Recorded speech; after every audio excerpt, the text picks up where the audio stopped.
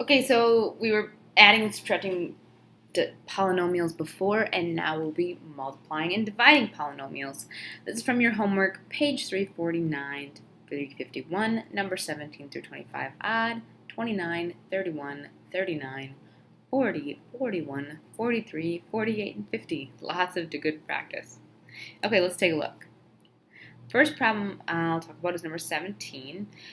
Here we have a monomial multiplied by a binomial.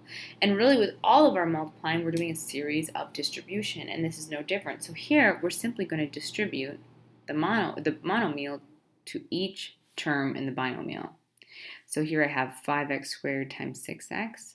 Well, 5 times 6, that's 30. And x squared times x, using my exponent rules, that's x to the third power. Then I have 5x squared times 2. Well, 5 times 2 is 10. And then I have x squared. Okay, so that one was not too bad. Let's take a look at the next problem. Here I've got number 25, a trinomial times a trinomial. And just like I said before, really this is just a series of distributions. So I'm going to take that as that. So I'm going to distribute first the 3y squared to all parts of the trinomial in the back. Whoops. There we go. So here I have 3y squared times 4y squared. That would be give me 3 times 4 is 12. And y squared times y squared is y to the fourth. And then I have 3y squared times negative 11y. Well, that's negative 33, 3 times negative 11. And y squared times y is y cubed. Then finally I have 3y squared times negative 5. Well, 3y times 5, that's negative 15y squared. Okay, now I'm going to move on to the 6y, and I'm going to distribute that to all three parts. So I have 6y times 4y squared, that's a positive 24y cubed, y times y squared. Now I have 6y times negative 11y, so I have negative 66y squared. And now I finally have 6y times negative 5, negative 30y. Okay, last thing I'm going to distribute is this negative 1. I'm going to distribute to all three things, 1, 2, and then 3. So I have negative 1 times 4y, that's negative 4y squared. And then I have negative 1 times negative 11, that's positive 11y. And then finally I have negative 1 times negative 5, and that's positive 5.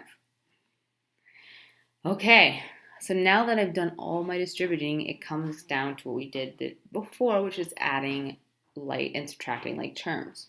So I'm going to start with my fourth power, and I'm going to check. I don't think I have any other degree 4 terms, so that one stays. 12y to the fourth. Then my third power. Okay, so I have a third power here and a third power here. So negative 33y plus 24y cubed. That gives me, I still have a negative, and it should be a 9y cubed.